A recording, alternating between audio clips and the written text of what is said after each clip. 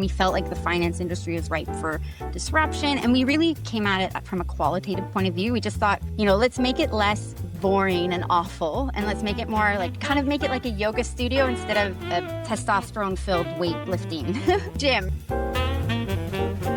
And I'm not trying to disparage men. I'm simply pushing back against this norm that men are better with money. So women save more of our salaries. We have less because we earn so much less. And women are judged for every single purchase they make. We either spend too much money on how we look or not enough money on how we look. There's no perfect amount. And so by knowing what you have to do in order to purchase something, you can decide for yourself, is this worth it for me? If I had a magic wand, I would get employers to close the pay gap, and they have the power to do it. They could do it overnight.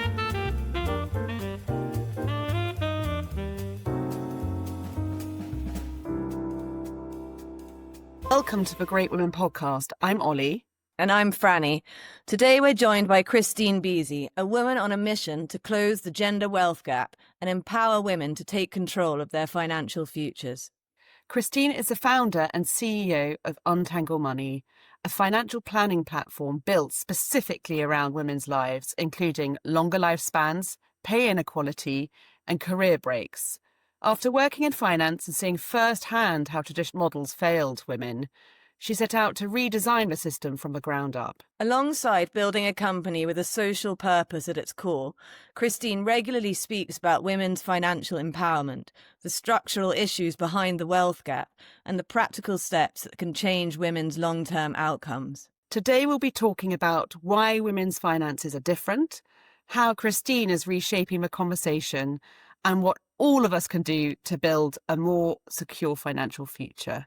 Huge welcome, Kristine. Thank you for joining us.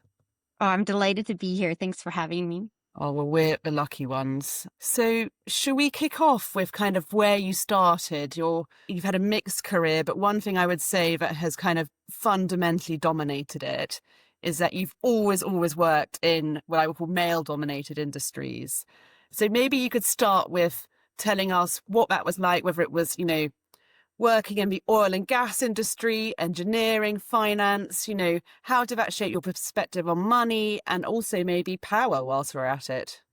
Yeah, I didn't know any differently at first, and I did know that I felt like I was constantly having to prove myself in oil and gas. And I think I expected that in the beginning because I was new, and sort of as a rookie or a junior employee, you don't have a lot of power or a lot of experience to sort of showcase that you belong. But it just never changed. It didn't matter how tenured I was. I felt like I constantly had to prove myself to defend the fact that I knew what I was talking about. And, it's funny, I actually had gentlemen outside of finance sort of question my financial acumen. And Oh, it's wow. just, you sit there and you think, I don't know if a man with my experience would have the same under recognition of their experience. So yeah, it was interesting. So, Kristine, was there a moment when you realised that financial system really wasn't built for women? Initially I just thought it was qualitative. And I experienced this as an oil and gas professional. I actually was in this unique position that I didn't recognize because I was so young, but I had my own company. So I had all this money. I didn't know what to do with it. I was like, I'm sure there's something I'm supposed to do. I'm sure, right? And I don't want to waste this opportunity because it was unexpected. So I went to the bank, and the gentleman I spoke with is a bit of a prick, and he didn't answer my questions. He made me feel really dumb. And I just thought, maybe I can figure this out for myself.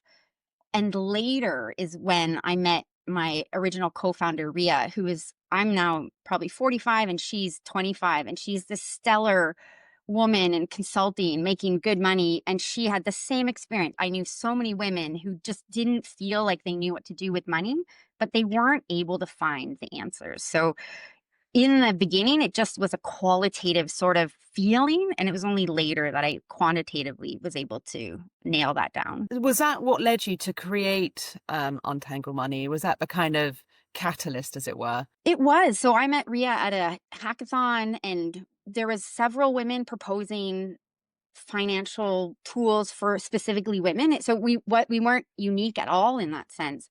And we just felt like computers had gotten to this place, and people's familiarity with computers had gotten to this place that we could make something that could scale. And we felt like the finance industry was ripe for disruption. And we really came at it from a qualitative point of view. We just thought, let's make it less boring and awful. And let's make it more like, kind of make it like a yoga studio instead of a testosterone-filled weightlifting gym, right? So if you think about those two spaces, there's a lot of different design elements that go into them, right? One's like man hellscape, and the other one's like light and sort of welcoming. And so how can we bring this sort of lightness to the finance industry to make it less intimidating, to make it less jargon based? And that was really what it started as. It was just really meant to be designed like aesthetically and from a language and linguistically differently. That was where our starting point. And in terms of sort of how you realized how different women's finances were, I mean, apart from the experiences you had, the negative experience of sort of patronizing conversation, actually, like statistically, when you looked into it, were you shocked by what you actually discovered, and what did you find? 100%.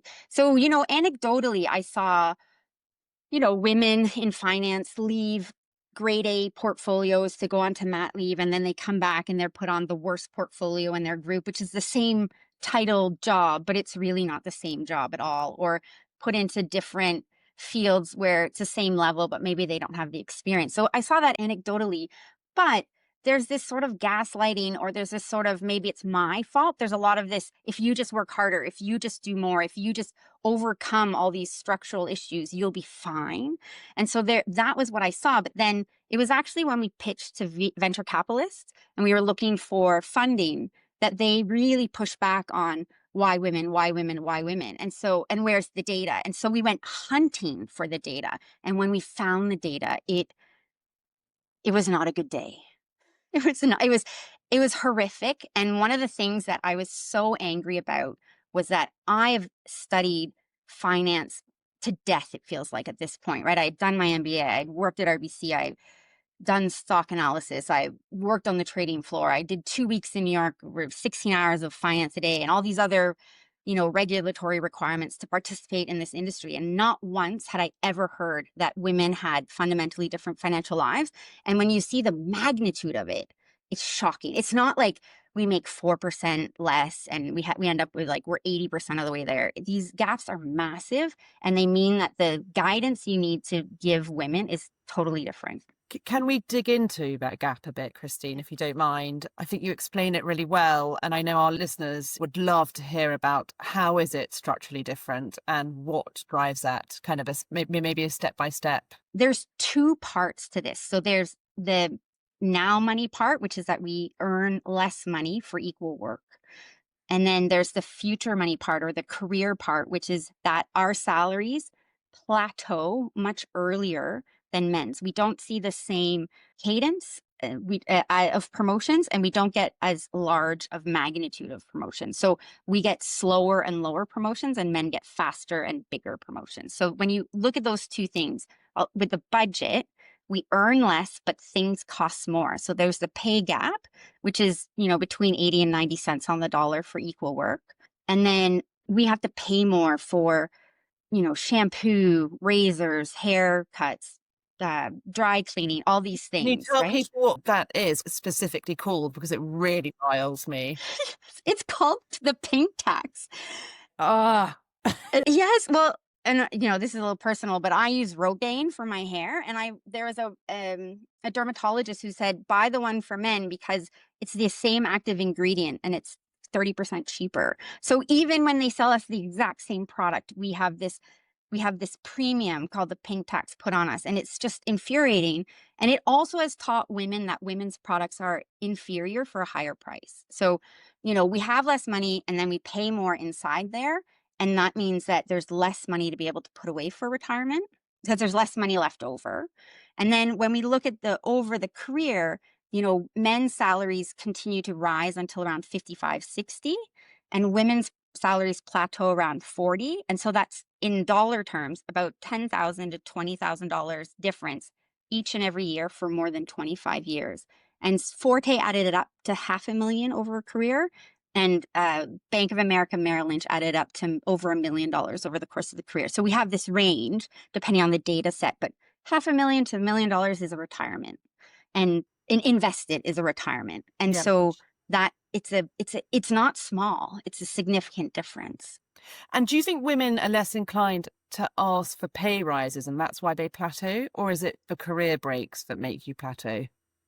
It it's a bit mixed, right? There is this sort of idea that women aren't asking, but there's also this complication that when women ask, sometimes they're penalized for asking because they're seen as troublesome, because they're breaking this niceness paradox. And so there's a great book by a Canadian called Say Less, Get More, which focuses on strategies that work for everyone and aren't gender based, because there are strategies that negotiations classes teach that actually backfire for women and other underrecognized folks. So if you have a visible minority, or if you have different leanings sexually, these things don't work as well as they do for others. So that's a great book to check out. Say Less, Get More. And so you could say that women need to ask, but it's tricky when societally it's not rewarded. And if you think about the capital that you have, the social capital, if you use it all in trying to get a pay rise and you need some to get like a promotional project through, right? You're on this project and you need to sort of wrangle people to do you a solid. You may want to focus more on that project than on that pay rise, because that project might get you the skill set to and the visibility in the organization to get to that next level. So it is tricky. So we have less money and we also have less social and power capital within an organization. Sort of taking that in, I mean, it's kind of staggering. And yeah, just in terms of like, you're talking about the retirement, I actually came across a UK statistic today, which is that there's currently a 32% gender pension gap here. So that looks like 19,000 for a man and 13,000 for a woman. And that was from Scottish Widows. So you decided to build, obviously, a platform specifically centered around women's financial realities, because traditionally financial advice is very much centered around male career pattern. So, I mean, you've already given a few examples, but how have you geared it specifically towards women? If I might interject, I feel like we might need a little positivity break. And so I do want to share one of the statistics, or two statistics that I found that just lit me up on the inside. And I think that'll make you and listeners feel better, is that women, despite the pervasive norm that we hear, women are great with money. We are fantastic with money. We are better at saving than our male counterparts. And I'm not trying to disparage men. I'm simply pushing back against this norm that men are better with money. So women, dollar for dollar, pound for pound, save more of our salaries. We have less because we earn so much less. And then we are also incredible at investing money. We get, it ranges from just under 1% to up to 3% more on a risk adjusted basis, like apples to apples basis, than our male counterparts in our investment performance. And if, a percentage in the bank is called 100 basis points, because each little like 10th of a percent is so important that a whole percentage difference is career making. And women at the professional and retail level, so everybody and the professional women, are better at investing. So that is a win. We don't need to change the way we money at all, the way we attack it, the way we do it. What we need to do is start earlier. We need to sit on less cash. And that's not our fault. The industry guidance is not helpful. And then we need to get our money working harder for us when it is invested. So if it's invested for the long term, considering bouquets of financial products that hold more stock in them, those are the three things we need to improve. So we're starting from a really great place because we're great at saving and we're great at investing. So we knew that going in, and it was so funny. We've fallen on our face so many times that sometimes I forget the learnings that we came to get here. So we thought we can just teach you what a financial goal is. And so we had these women come to us with these, I'd love to have a car. That would be amazing. And we're like, great. We went off and did their financial plan. And that's when using these conservative women's sort of curves, we realized that they don't have enough money to retire, let alone the car. And so we ended up realizing brokenheartedly that we asked them to birth this goal, and the first thing we did was kill it. And so instead, what we do is we say, here's your now money, here's your future money. how does this make you feel? And are you open to trading off? And so a lot of women want to live a little more comfortably now, and they'll work later. That's a trade-off they're not happy to make, but they're willing to make. Other women say, no, I'd rather have more control and I'm happy to live on less and guarantee that I can retire at 65 or maybe earlier. And that is a values choice that we want women to make for themselves. And we don't want to ascribe one being superior to the other. They're both valid and they both require some of this trade-off. And they're both counter to this argument that you can just get there if you do everything the traditional way, because starting at 40 is not helpful when your salary has now plateaued. Have you had any clients come to you with things like credit card debt? Yes. And maybe maybe some savings, but let's say, I don't know, to make it easy, let's say they've got £2,000 of credit card debt and then £2,000 of savings. Now, I would have thought the first thing you do is move the credit card debt onto a 0% finance thing and those last for a year or two, Yep. pay off the credit card debt.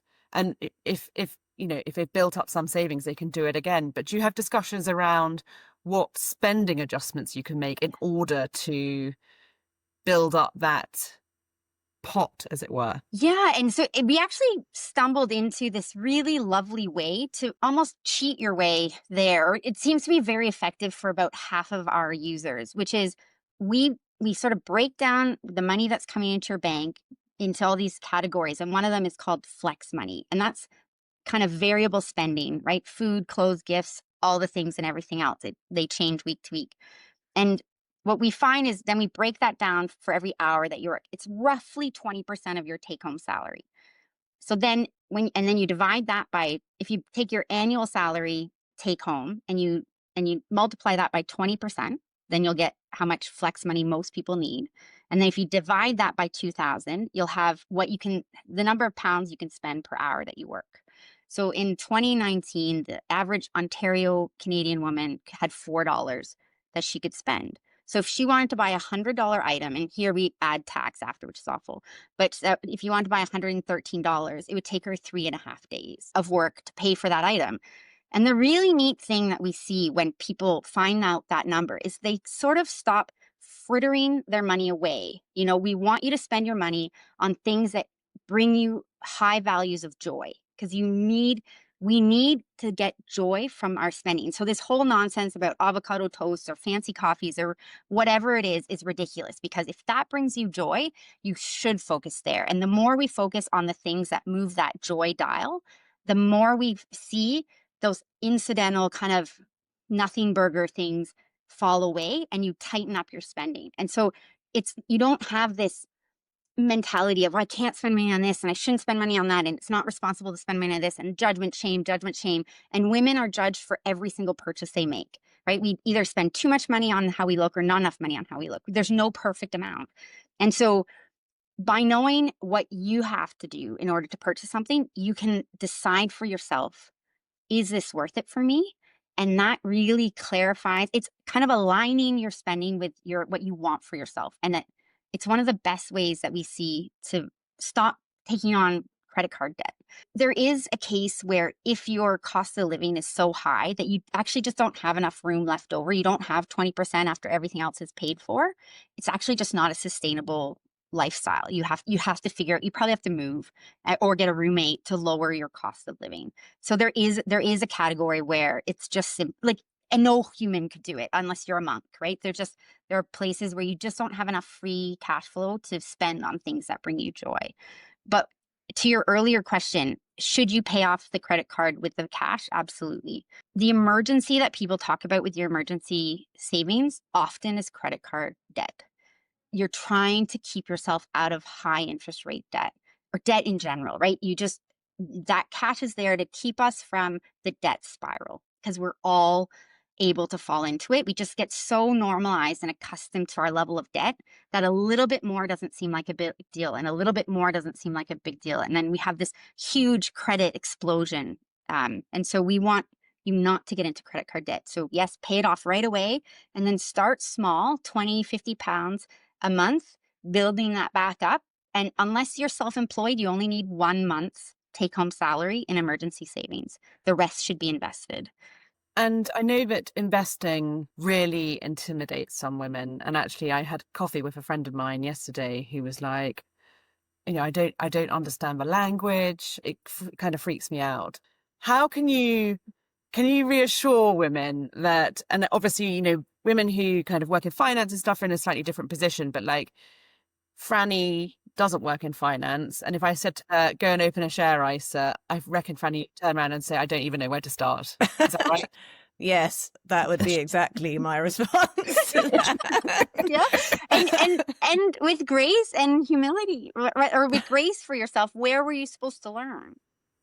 I know, it's just so not part of the culture, especially, I don't know, it's kind of crass to talk about money in England. Yes. That there's that whole thing as well, Yes. let alone be a sort of self-sufficient woman and dare to sort of talk about your personal investments and things. I think that is a real issue, and hopefully becoming less of one, because actually, and I love what you've just been saying, because it's demystifying how you're spending your money and how it works. And it's not sort of some sort of rocket science that, just because you weren't very good at maths at school, you can never understand. I mean, this is day-to-day things. And I also like bringing consciousness to your spending, not to kind of freak you out. Can't even get that chocolate bar because it's like not on my list, but actually the opposite. I am going to have that chocolate bar because I actually understand where the money is coming from. I can make those choices, and I can see that actually brings a freedom rather than a constraint. I think that is wonderful about what Untangle does. Thank you. Yeah. And for investing, we sort of take a similar approach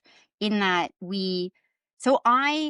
I was right there with you before I went into finance. My boss told me that investing money in the stock market was gambling and I might as well just go to the casino. And this is a pervasive, normal feeling for a lot of people. And so one of the things that helped me was there's a famous investor, his name is Warren Buffett, and he says, if you think the world, sort of the capitalistic world, will figure out how to take inputs, add value, and sell something for more money than where it started and make a profit, if you think overall companies are going to make a profit, then you should have no fear in investing in a bouquet of sort of a representative sample of these companies. But now we have something called ETFs, which are just bouquets that you can buy and sell on the stock market. And they are really cheap and they're really diversified. And today I used to manage my own money and I don't anymore. I use a robo-advisor. They have these pre-built bouquets and I just put money into them every month and I don't look at it. And the less often we look at our long-term money, the better we perform, because humans make really bad decisions because of our the vicissitudes of the market. They just make us go crazy, right? So we want to sell when the market's low and we want to buy when the market's high, which is the exact opposite of buying low and selling high, because it's not frictionless, right? And so there's hypotheses why women outperform men in investing. And the main hypotheses are that women do a better job of due diligence. We actually look into these things and we don't invest in things we don't understand often, or we're less likely to. And then we don't touch our money. We sort of set it and forget it. And that's actually one of the benefits of feeling like the finance industry wasn't built for us, is that it's an uncomfortable situation to put ourselves in. So we don't do it as often. And by simply leaving our money alone, we end up making a lot more money because it's not frictionless. Yeah, I think the one money book I didn't read it because I find it quite difficult to sort of read those kind of books. So difficult things like that, I tend to listen to an audiobook. And I listened to The Psychology of Money by Morgan Housel. And that was, from what I gathered anyway, his, just leave it. Like the two principles I got away from that was, don't chop and change, leave. And also I've found him really interesting on sort of knowing when's enough. The problem people have is that the goalposts constantly moving, and so you never feel wealthy. And he just said, you've got to accept the fact that there's always going to be Joe Bloggs next door who's richer than you. I mean, that's that's nice. So cultivating this idea of enough is a great skill to have. And I think in all things, right? Like my physical stamina isn't what it used to be, but it's enough because I'm working on it, right? And things like that. I think this cultivation of enough or doing your best is or your best in that time, in that moment with what you have is a great thing for adults to learn how to do. And can we talk a bit, Kristine, about what employers could be doing differently to close this gap? It seems like they have quite a big role to play. What if I had a magic wand, I would get employers to close the pay gap, and they have the power to do it. They could do it overnight. I think it was Salesforce who the CEO did it. He learned that he had a pay gap in his organization. He called HR and said, let's fix it. And they just, next week it was gone. And I think if we could force employers to prove that they were paying everybody equally, that might be helpful. I think you'll get some gamification, right? You always do. But if we just force them to prove that this person and this person essentially do the same job and we pay them the same amount, and I think that would make such a difference. Then we only have to tackle the pink tax, right? One less. Yeah. So if we have less and pay more, there's less left over. If we earn more, then that helps with the capacity. Because the data that these employers give, of their gender pay gap, and I've worked in various organizations, one where the gender pay gap was 80%, but they kind of said, oh, well, it's because the men are doing kind of M&A and the women are all PAs. Absolute nonsense. But the kind of requirement to disclose isn't such where you're putting female director versus male director and seeing, whether there is a pay gap there. So they kind of get away with it by saying, oh, well, they're doing different jobs. And actually, if they had to disclose at the same level, I think that would be one thing that maybe government could start to think about. Yeah, to force them into transparency on it. Yeah.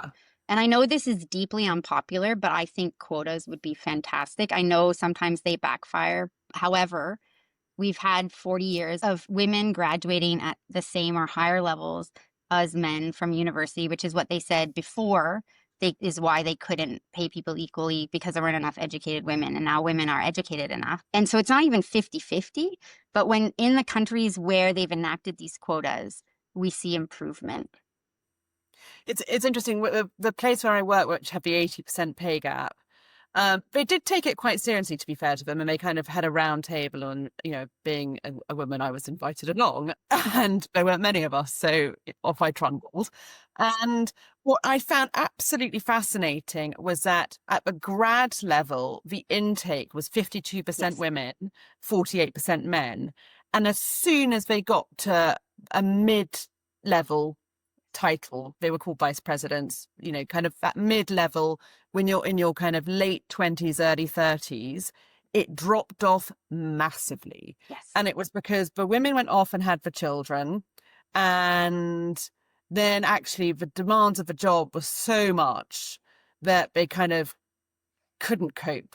They couldn't cope with, the demands of being at your desk 12 hours a day and having two little children at home and doing the school run and having, all of it. And so I think there's also the kind of shared parental leave is also massively important. And the Scandis do it really well. Of course they do it well. In the UK, it's definitely improving. Things like paternity leave is now, for most people, it's kind of at 3 months. I know it's not what the women get, but at least there's kind of more sharing of it. But I also think employers, there's more that they can do on that front too, to kind of keep that equality. So that, and they have, tools like you can work from home 2 days a week or whatever it is to enable the women to go back to work. Yes. I actually think the government could step in as well, because employers, if you're a large corporation, then I think you have more resources. But if you think about small companies, I actually think that's where government can help, even by giving the company employers a place where they can invest money into a fund that will then pay for more significant maternity and paternity leave, which would make it just a little bit more feasible. To bring it back to Untangle and your product, you've got resources for employers on that. You can use it as an employer, can't you? Yes, you can. We've done two pilots, one with a university and one with a private equity firm, where they purchased it on behalf of their employees. And then we saw a 30% reduction in the women's financial anxiety, which is women's number one source of stress. And, that leads to greater productivity, that leads to greater retention, because we found that the benefit of that improvement went to the employer, not to Untangle Money. The employer was seen as the hero. And so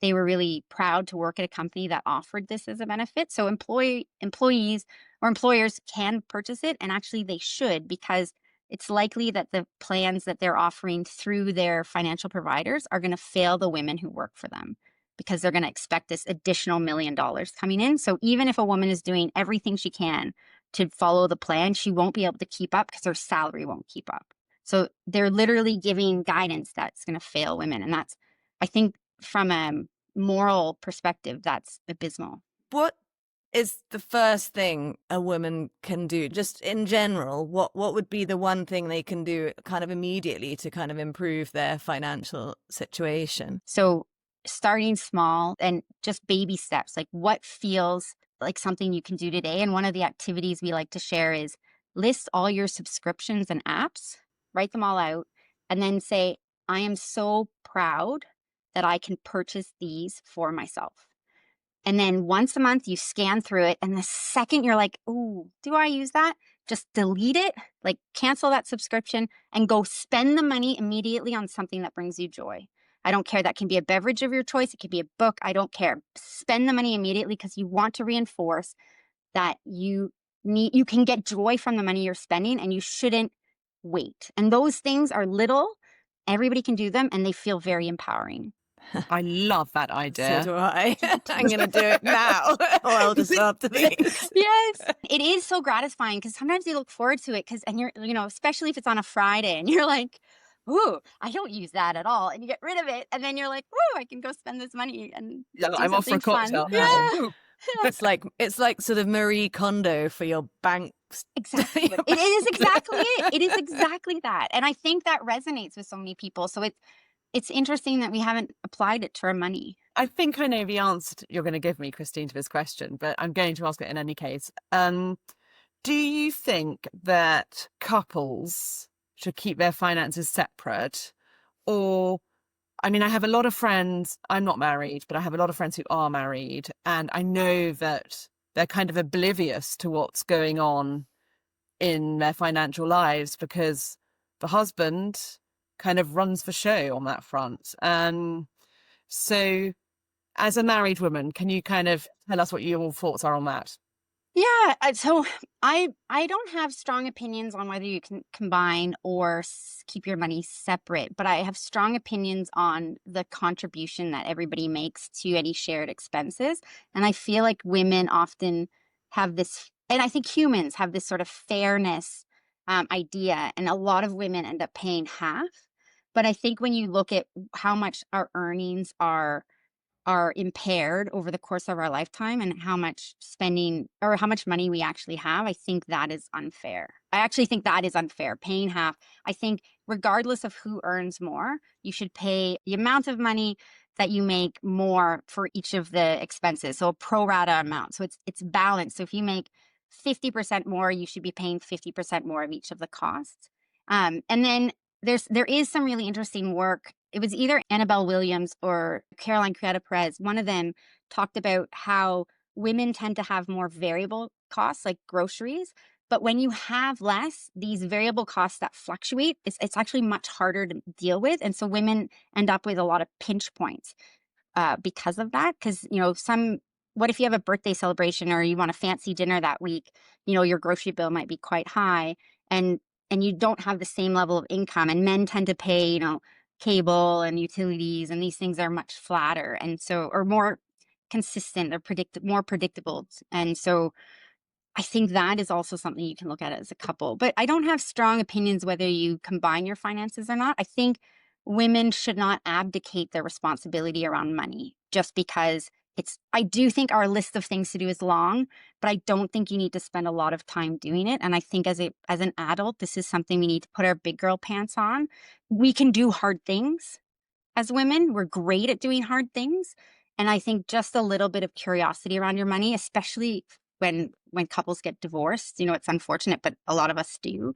I think it's important to know where you stand financially. So just, once a year checking in. And then it's really great to be on the same page as your partner. A lot of divorces are caused by money, and it often has to do with we have different ideas of what's happening with our money. And sometimes getting on the same page can be very helpful. Exactly. And I think just opening up that conversation and again, the sort of transparency just stops the resentment building up. Because I think also what happens is the women end up paying quite a lot more for like kids stuff. Yes. The classes, the Yes. extra things, the little thing like the uniform, the clothes, the birthday presents for the other children. And it can seem petty, but actually it does add up. And you don't need to make it a big deal, but just so that the other person sort of knows what that you are actually doing something. Kristine, a long, long time ago, I was going out with this guy and I proposed the rental of a rent agreement that you've just suggested. Yes. I was like, you earn shed loads more money than I do. If we're going to rent somewhere together, how about you chipping 70% of the rent and I'll 30? Yes. And he did not like that idea.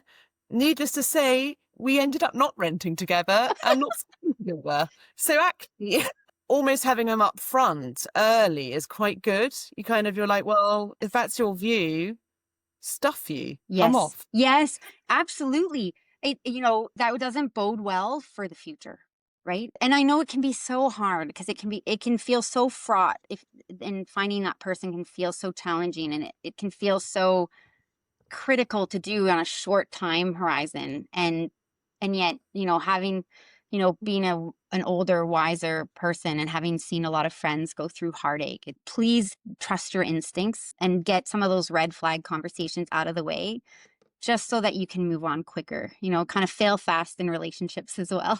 And just thinking about couples made me think about children as well.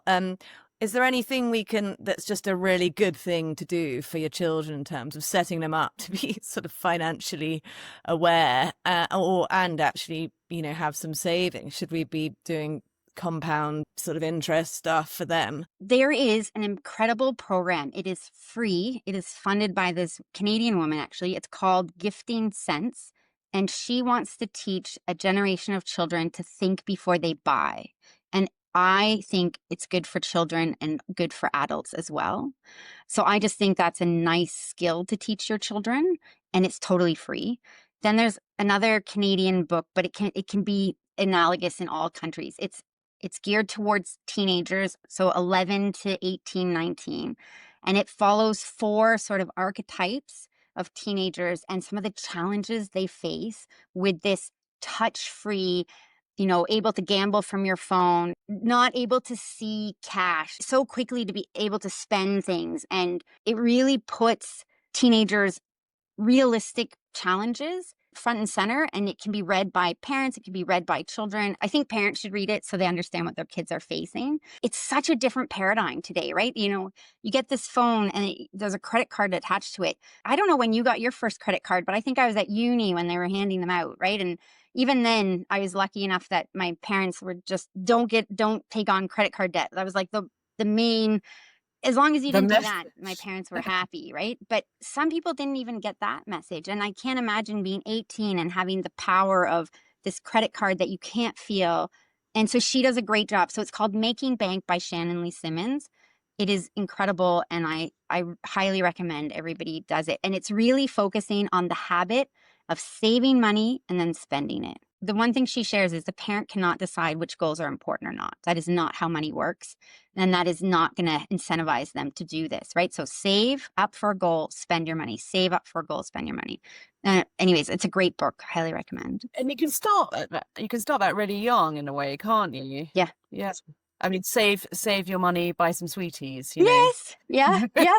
But even she gives the example of buying a dress or like buying something on Roblox or like some really like of the moment examples that I, I don't think at age 11 I was buying dresses, right? I don't think I bought anything, right? Or I'm sure I think I only bought candy, right? Like that. Me too. I'm such a glutton. I only bought sweets with my pocket money. And Archie comic books, I remember. Like I just comic books and candy was like, Yes. Sometimes I let my son sort of use my credit card to get these stupid things on Roblox, and I say you're only allowed to £5 or something for yeah, quite a long time, and then these things pop up on my bank, El Dorado £1. I don't know what it is. But yeah, it's like yeah, these little things coming out. yeah. Anyway. I personally approach teaching my kids about money slightly differently, but I listened to her talk recently, and I get what she's saying about one skill at a time, and that you can do the investing on their behalf, right? With the money that maybe it can be gifts from grandparents or things, and some of that money you can invest it on their behalf, and the saving and spending skill is the first one to do, and because that's the one that is foundational, and I think a lot of us don't have.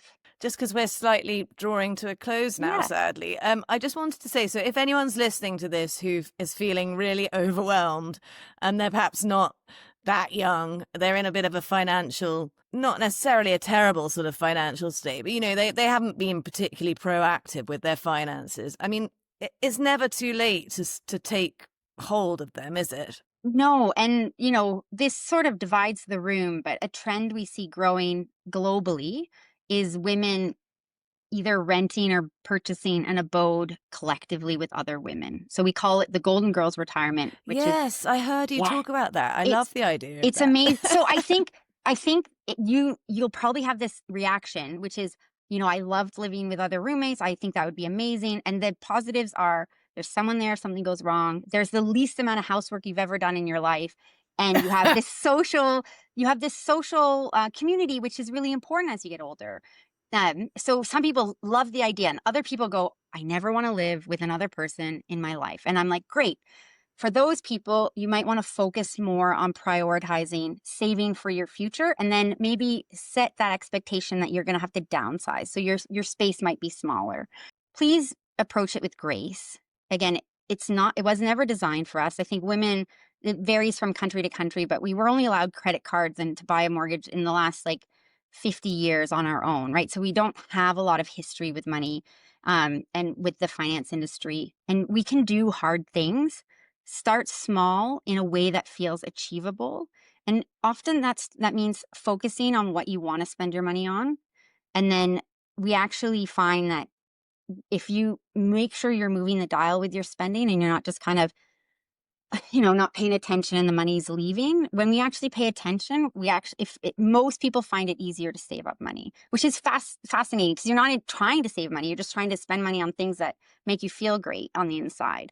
And it doesn't have to be important. It's allowed to be quote unquote frivolous because men are always told they can have discerning expenses. And there's nothing discerning about a single malt scotch, as much as my husband wants to say otherwise, right? Like, it is And mine. right. So it doesn't have to be important. It just has to be important for you, right? And so for me, it's fancy pens. I don't know why. It just is. No. But What are these Lego pens? I heard you yes, talk I don't have about one here, but it's like Oh, it's no. a Lego pen that you can stick. You can stick a a Lego Lego man character on it. and you can Oh, build on it. cool. And I bought it for my Okay. kids, and I bought one for myself. Oh, I And bet my kids would love that. yes, I think they're great. But start small. We can do hard things, ladies, and we're great with money. Absolutely, absolutely. Now, Kristine, I suppose we better let you go, but before we do, we have one question that we ask everyone. So the question is, if you could have a cocktail with any great woman, who would it be, and what would you drink? I have such a big girl crush on a British woman named Caroline Criado Perez. She wrote Invisible Women, and it broke my heart and also changed the paradigm through which I see the world. And if you haven't heard of it, it was the the Financial Times Business Book of the Year and the McKinsey Business Book of the Year in 2019. And she talks about how we've inadvertently designed the world for men because we haven't surveyed enough women and collected enough data on women to make the design decisions around them. She's famously, I think, hard to get a hold of. I try to find all the things online that she says. And I want to ask her how she got started. How does she persevere? What's her next thing? I just absolutely want to chat with her. And I would drink an old fashioned. I don't know why I still love this drink. It warms you up on the inside. I always feel sophisticated when I drink it. I envision myself or us with the fires for some reason drinking this old fashioned in sort of like a chalet. No idea. But that's what I want to do. Old fashioned. I think it happen for you. I think that's called manifesting. To make it at my vision board of like my screensaver. Yes. Oh, Kristine, you've been amazing. Thank you so much. Yeah, thank you. I've really enjoyed this, and it's a brilliant subject, this product, Untangle Money and the Untangle Mini. I feel like you've been really selfless and haven't really talked enough, but we'll make sure all our listeners know what it is. Branch out into England, but even now, looking at it would be useful. So anyway, thank you very much. Thank you so much for having me. It was a pleasure. Oh, thank you.